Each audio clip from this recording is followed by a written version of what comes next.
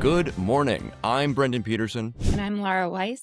And welcome to the Daily Punch, brought to you by Punchbowl News. Today is Thursday, May 28th, 2026. Here are your Washington headlines of the day. Number 1, midterms. Who cares about those? Number 2, reconciliation divides Iowa's battle for House seat. And number 3, next stop for war powers, SCOTUS? President Donald Trump made a startling admission on Wednesday as he was meeting with his cabinet when he said, quote, "I don't care about the midterms." He said, quote, "Look at what happened last night." That was a preview of the midterms when he was pointing to the overwhelming defeat of incumbent GOP Senator John Cornyn of Texas by the scandal-plagued Attorney General Ken Paxton in the Senate Republican runoff. Republican leaders are afraid that Paxton's victory puts Texas in play this November at the cost of hundreds of millions of dollars. But Trump does not seem focused on restoring Americans' faith in the U.S. economy. And that's a huge political problem for both GOP congressional leaders and vulnerable Republicans as they try to save their endangered majorities.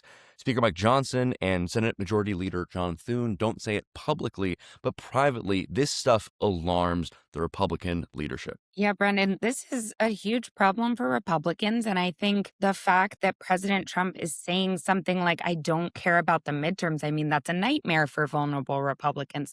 All they want is for him to care about the midterms, care about affordability, focus on the economy. But as we wrote here, President Trump is focused on all kinds of other things. And you look at what Congress has coming up, as we mentioned, there's a recess over July 4th, August recess, October recess.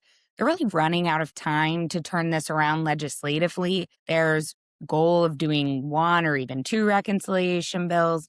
There's FISA to deal with. There's government funding coming up September 30th. And there's, a housing bill, the rare affordability measure that's been moving. You've covered this a ton. That's totally stuck. So, I think the question is really how this all plays out in November when the economy is stuck in this tough of a place. And President Trump is really focused on all kinds of other things. I mean, we're going to get more economic data today, right, Brendan? Yes, we'll get the Personal Consumption Expenditures Index from the Commerce Department, which is the Fed's preferred gauge of inflation. And there's going to be a lot of attention on that data because we've gone from a position where late last year, we were all expecting the Fed to continue to cut rates.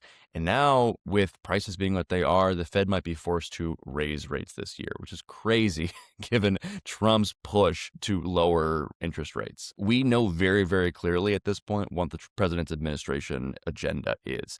He cares about conflict in Iran. He cares about immigration and cracking down on it, massive military spending, hundreds of millions of dollars for a ballroom in the White House, a anti-weaponization fund for his political allies, hosting UFC fights at the White House, changing up the reflecting pool, arches, and Indy cars in the Capitol. That is what he is spending the vast majority of his time on. He literally 2 weeks ago, he said, quote, "I don't think about Americans' financial situation," which is just a stunning comment offhand, whatever it may be. It is a remarkable sentiment to hear from a president at this stage when most people, the vast majority of surveys takers, say that the economy and affordability is what they care about.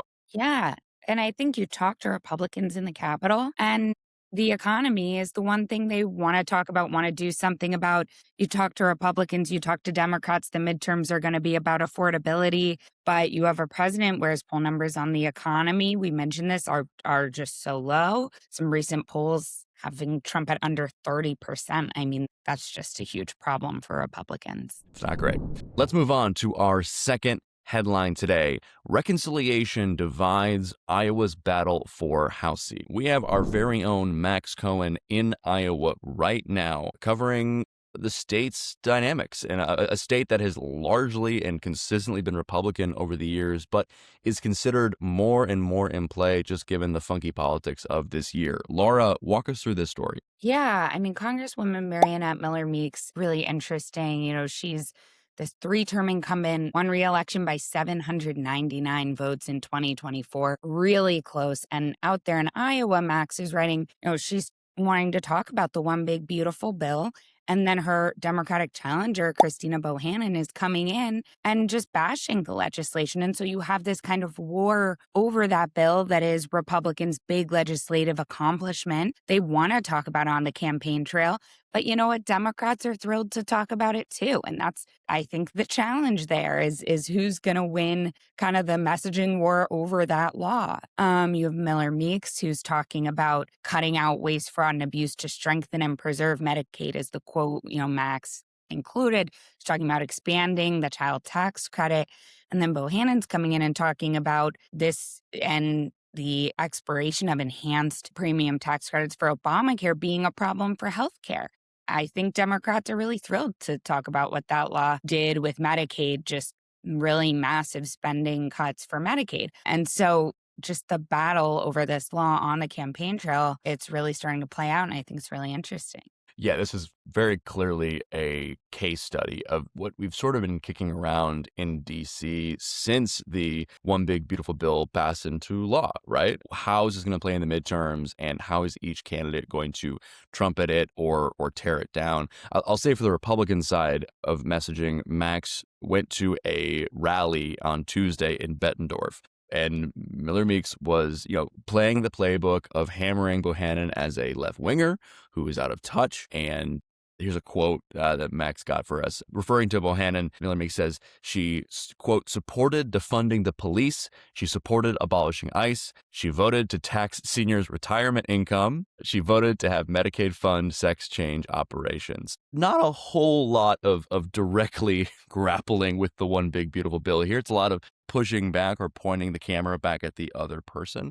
And Bohannon's response has been just economy, economy, economy. She said to Max, quote, I'd be surprised if anybody's taking that kind of stuff seriously at a time when their groceries are sky high and their premiums are sky high. Like, that's a really nice encapsulation of what the Democratic Party messaging is or ought to be, according to folks on the ground. Oh, 100%. I mean, I think that's kind of the response that Democrats, that's exactly how they want their messaging to be. You can say this, you can say that. We're bringing it back to the economy. We're going to focus on affordability, on cost. They want everything to be about that. I mean, we're seeing that on the Hill with this reconciliation bill that's about ICE and Border Patrol funding. Republicans are saying, okay, let's talk about we're funding law enforcement. Democrats come right back and say, we'll make the voterama mostly about at least affordability. They want to push back on lack of ICE reforms and things like that as well. But, they want the whole focus to come back to costs. Okay, let's talk about our third, not quite final headline, because I want to flag one story at the bottom that Laura's very happy with. But let's talk about this one first. This is from our defense team. Next stop for War Powers, SCOTUS? ? We have been talking a lot about War Powers votes this year because there have been a lot of War Powers votes this year.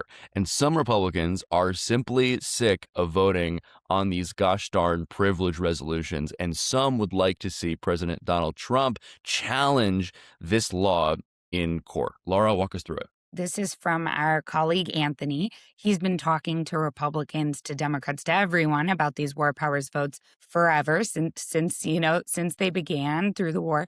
And, talking to Republicans, here he is saying they're bringing up on their own the possibility of a lawsuit, of going after this law. And I think that really, really underscores just how frustrated Republicans are with these repeated war power votes. Democrats' strategy on Capitol Hill has been to keep finding war powers votes that they can force regularly, like around once a week in the Senate. The House has picked up the pace. And clearly, this is something that is getting under Republican skin. Congressman Brian Mast, Anthony spoke to, I don't think the constitutionality of that has been tested. I think it will probably be tested. Him saying that as chair of the Foreign Affairs Committee, I mean, that's really notable. And I want to give us some history here, because usually what's happening when you have an unpopular war and Congress Congress being opposed to that is members of Congress often sue to try to force the president to comply with the War Powers Act of 1973. We looked at the Congressional Research Service for this story, and there have been 8 times that members of Congress have sued the presidency to try to get them to listen to them and require authorization. historically, how this goes is the courts tend to skirt the issue by saying, this is a political dispute. It needs to be resolved within government, within politics, and not resolved by the courts. But again, you just have senior Republicans this time around saying, like, well, maybe they could help us out. Here's a quote from Michael McCall, Republican from Texas, who said, quote, they may challenge it right over there in the Supreme Court. Quote, every president since Vietnam has always at least verbally challenged the constitutionality of it, and I wouldn't be surprised if the administration did that. I just think this is a remarkable story. It is just one more way in which the Trump administration has inverted long-standing historical political norms in this town. We have some quotes from the White House here. White House official told us that, both parties have abided by the War Powers Act without conceding its constitutionality to ensure a good relationship with Congress. Quote, that does not mean that any such administration felt that it is bound by the law, the official said, nor does it stop the president from ordering a different course when he deems it necessary to protect national security. Thumbs up. Yeah. And I mean, to the point that Anthony's making here, there already are a bunch of Trump administration officials who are verbally challenging this law, for sure. That's already happening. You have Secretary of State Marco Rubio saying it's unconstitutional. You have Vice President J.D. Vance calling it fundamentally a fake and unconstitutional law. Defense Secretary Pete Hegseth criticizing it too. So, I think that really underscores the spot Republicans are in right now. Yeah. Okay. Here's our final quick bonus story, because Laura and I are longtime colleagues on Team Vault covering financial services and tax. Laura, please talk about the story led by our esteemed new colleague, Catherine Leffert. Yes, this was a great story Catherine led and I helped out on too. Finance Republicans in just for massive change next Congress. More than a third of the committee could turn over. I mean, that's really striking. And finance is a very powerful committee. I love to talk about that. And so these are going to be sought after seats. We're hearing names like Senator Moreno, Bud, Curtis, McCormick. Senator Kramer has expressed interest in the past. Some of the folks are watching from the tax world as potential contenders. So that's going to set up some really hot interest next Congress with all that turnover. And it's just going to be a big change for the committee, for the membership, for their focus areas. I mean, a third it's a lot of turnover. And Democrats went through something similar, and you saw the composition of the committee on their side shift. So we'll see how that goes. That's exactly right. We're going to make you open the newsletter to see all of the names of the senators who are leaving the committee. That's our plug for the newsletter. Thank you so much for listening to us today. Thank you for joining us this morning. I'm Brendan Pedersen. This is Laura Weiss, and this has been the Daily Punch.